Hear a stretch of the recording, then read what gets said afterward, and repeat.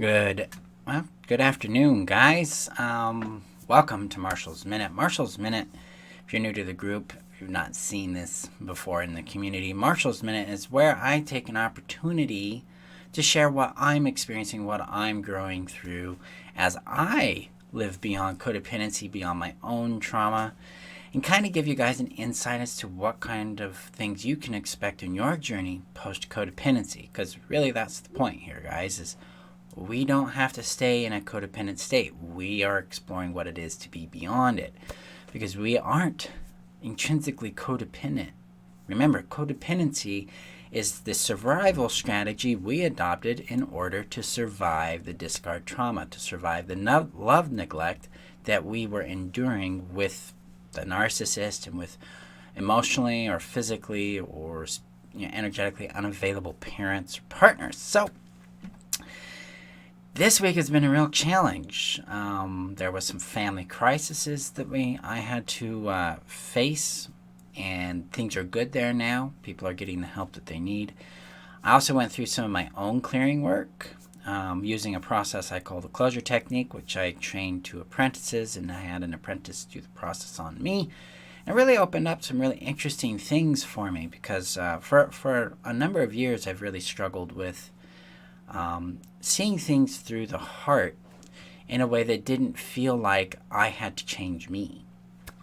And that came from my own, the abuse I experienced with my stepmother specifically, because she came into my life and demanded that I be a different person so that she could be happy. She demanded how I communicated. She needed that to change. She needed my mannerisms to change. She needed my energy to change so that she could get what she wanted.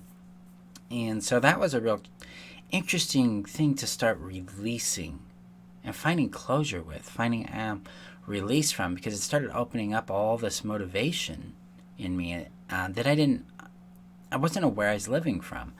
A lot of times, guys, when we're in pain, we're either going to fight or we're going to run, right? And in the running, I decided to run into business, run into doing other things away from myself as an attempt to express and to prove myself as worthy or valuable. And this has put an enormous amount of pressure on me physically. It's caused some health issues. And it was very interesting to go into that health issue and follow the signals, the symptoms of that issue, and see what the story was behind it using the closure technique. And that's what we found. We found this enormous amount of pressure I placed on myself to be something else. I had no clue I was even doing that. And I've been in this for 15 years, guys. Healing's a funny thing. It tends to wake us up in bursts, and then we achieve a plateau, right? And then there's more stairs, and then boom, we get another release there. So in this discovery, it's more like, hey, I've been trying to be a certain way that isn't me. I've hired a lot of business mentors. I've done a lot of trainings with business, and it was really never clicking for me. It didn't really produce the kind of ease and joy I'm looking for in doing this kind of work. Not the ease and joy I've had in this work in the past, or I've had in other work. And that was really bothering me, and now I know what was going on. I was trying to conform. I didn't even realize it. I felt like, well, I'm wrong, so I got to change me.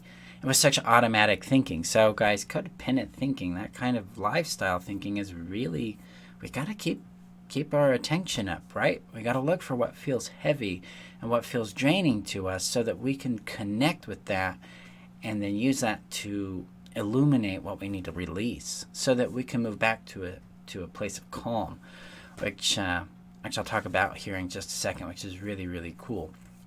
So in this release, in this expansion, it became really clear to me that I have my own way of doing things that works, and that's time to come back to that. It's time to come back to that place of ease, that place of fun, that place of joy, and also to embrace that I can be a very stubborn person. I can have I call it chompy or bitey sense. I can be pretty blunt.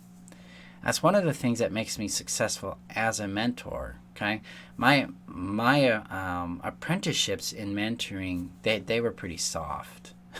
They were like, try it this way and let's see what that does. And that's important. That's an appropriate place at appropriate times. But I also learned that sometimes we got to get real pointed, right? We got to be really, really blunt and clear, because if we're not, as a mentor, then we are not serving you guys. I'm not serving my clients, my students, our community very well. So I'm embracing that more from a place of love. It's like, how can I embrace that and communicate that bluntness with love and with softness, but with clarity, right? Direct, clear, and simple communication. And that's more about an internal experience of myself. It's like, ooh, I have this message. I want to give it out a specific way. I want people to feel that they're seen, that they're heard, that they matter, that they're believed, and that there is a process that gets them through it. There is a way out. And sometimes we gotta just be a little more blunt with that. So it's interesting to get more comfortable with that blunt side of myself, because my stepmother she'd have nothing to do with it. She was very, very aggressive with that. Would tell me I was very abusive because I told people bluntly what I thought. And it wasn't like aggressiveness. It's more like, no, that's not what I agree with. That's not how this works. Or, oh, this is a problem for you. Well, then I'm not going to change it, but you can, make a decision and go somewhere else. See, that used to be a really natural response for me, and now it's coming back. And I didn't even think I'd worked on that before, and I thought I had that down. And now with this out of the way, it's much more organic, much more natural for me. All right, so another thing about calmness. I took a training this week, and from a lady named Corey Michelle, and she taught me this concept of calmness, which really aligns with the brilliance principles I teach in the Brilliance Mastermind. And what it is when we're looking to manifest something, we're looking to receive something or be something, we need to show up with calmness, clarity, with being centered, not with excitement, not with fear, but with this centeredness and calmness. And then that's when our enlightenment can come, our inspiration, our intuition. That's when we can start to receive things, because we're in congruence with what really works for ourselves. That's a big deal. It's a really cool realignment for me, because I've known that for a while, but going back to it this week, that's helped me break some of my fantasies about actually doom fantasies, that people are going to hate me, or I'm not enough, or those kind of things coming up. And I'm removing that and getting more embraced with receiving judgment, more embraced with receiving difference and even rejection, and just letting it be. Right? We don't have to change. They don't have to change. We can let this be. So that's the big things I'm discovering this week as I embrace more of my own path and defining what leadership is for me, defining the future of how my company is going to work, how I want to work with you guys, what I can contribute, what I want to contribute. See, a lot of this is about agency or consent. It's about being involved deliberately, right? And that's something I teach extensively in the Thrive strategy component of Codependent Confidence.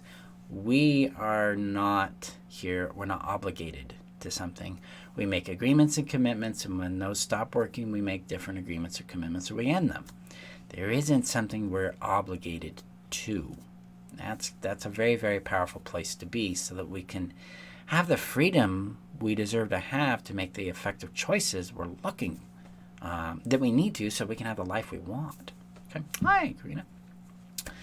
So that's the magic going on in my life.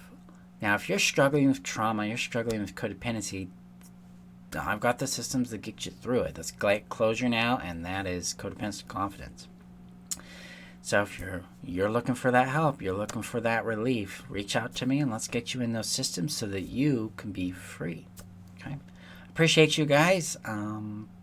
You guys have a great weekend. Remember that you're worth knowing, loving, and keeping. Always value yourself first. Don't internalize other people's judgments as best you can. It's definitely a practice, something I'm doing a lot with myself. But ultimately, embrace that you really are worth it. So be worth it to you. And I will see you guys next week. Have a great day, guys.